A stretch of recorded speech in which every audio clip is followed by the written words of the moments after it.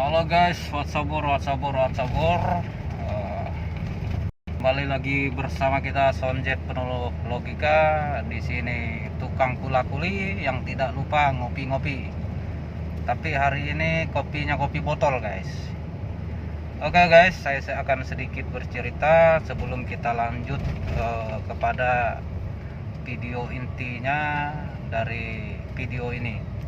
Karena ada yang sudah kita rekam sebelumnya. Cuman dari awal ini saya akan berikan pemahaman terkait apa yang kita temukan di lapangan bertepatan dengan penjelasan dari yang punya bangunan. Oke, di pagi hari ini kita berada di Kabupaten Berau, Kalimantan Timur. Kita melakukan pengecekan pada bangunan 812 5 lantai. 812 5 lantai. Dan apa yang kita lihat dan apa yang disampaikan oleh yang punya bangunan, saya ikut prihatin. Disinilah kadang nama kita sebagai tukang kuli dipukul sama ratakan. Saya termasuk orang yang tidak sependapat dengan seperti ini karena menyangkut masalah tanggung jawab guys. Jadi di 812 ini kita melakukan cross check. Sebenarnya kalau dari segi analisa saya memang banyak perubahan, dan saya sempat bertanya kepada yang punya bangunan, seandainya ini bangunan direnov atau diobservasi, saya orang keberapa? Yang sebelumnya tadi kami sampaikan orang kelima. Nah, ternyata yang terakhir tadi kalau jadi ini orang ke-6 guys. Orang ke-6. Jadi antara orang ke-6 ini saya coba menggali informasi lagi dari yang pernah dikerjakan, dana yang terbesar dikeluarkan untuk bangunan ini untuk direnovasi berapa. Yang ternyata adalah 210 juta guys. 210 juta. Saya bukan merasa bagaimana dengan hasil orang, tidak. Tapi saya melihat di sini ada pemanfaatan, ada tidak tanggung jawab lah, seperti itu.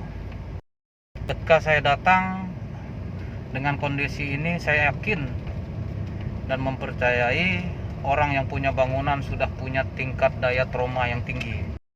Ketika saya datang, saya bingung juga mau menyampaikan masalah apa, bahasanya bagaimana. Karena satu yang saya ingat, pemahaman atau yang dipikir oleh yang punya bangunan semuanya sama guys. Semuanya sama. Ini yang saya tidak senang ya. Jadi kita di sini melakukan cross check berdasarkan penjelasan dari yang punya bangunan. Untuk biaya observasi atau renovasi bangunan ini sudah melebihi daripada biaya dari membangun gedung itu.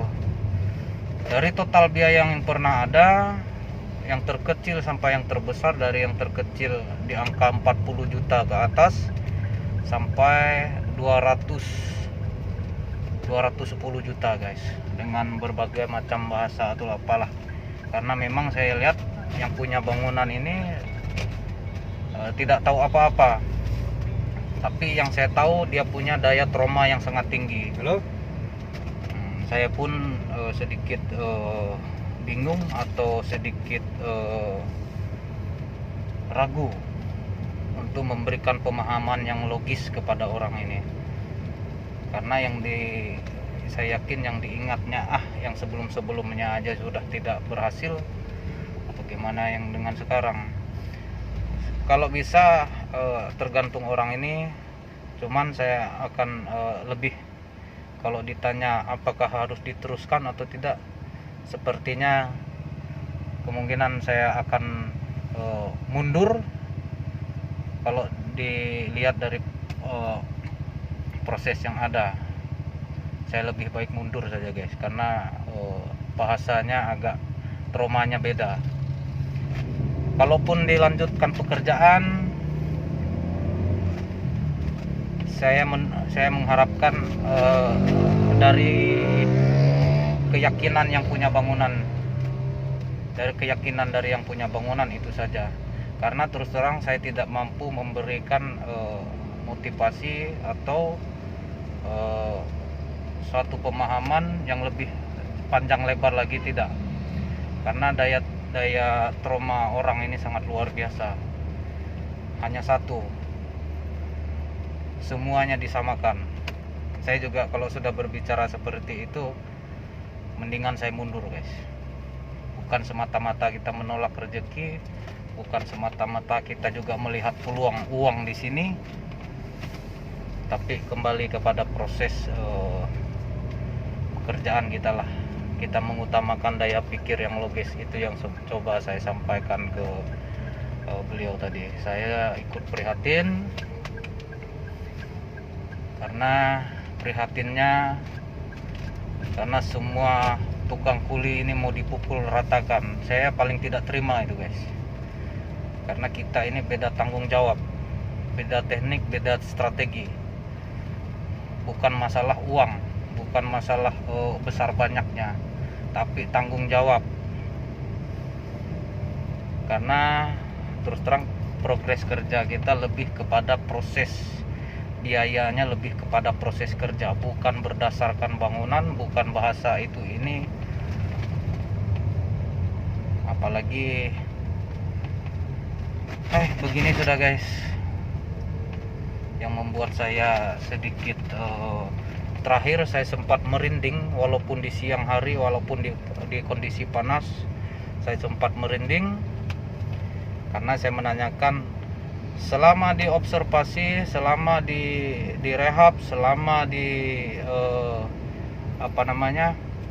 lakukan perubahan, dana yang terbesar untuk satu orang atau tenaga observasi yang merehab ini, berapa yang terbesar yang dikeluarkan? Beliau dengan nada lemas mengatakan 210 juta. Saya sempat merinding guys, merinding asli dengar angka yang seperti itu. Dan dari total yang ada sudah, katanya kalau saya itu proses biaya merehab atau apa semua ini anggarannya luar biasa. Coba saya berpikir kemarin bikin bangunan baru lagi, karena apa yang disampaikan di sini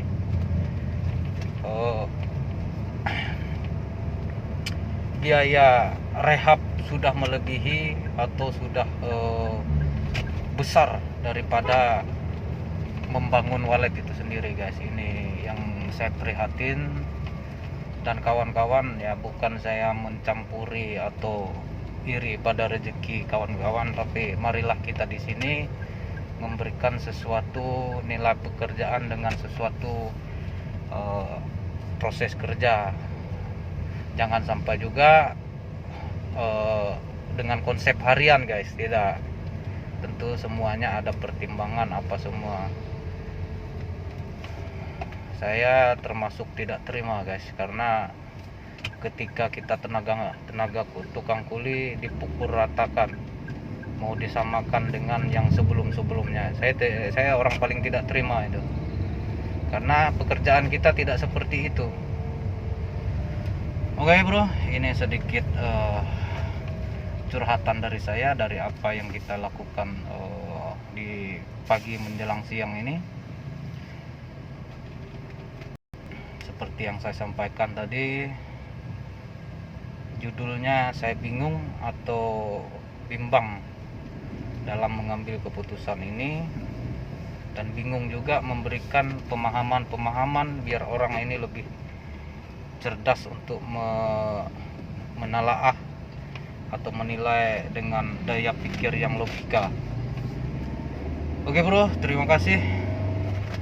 Terus dukung channel kita, terus dukung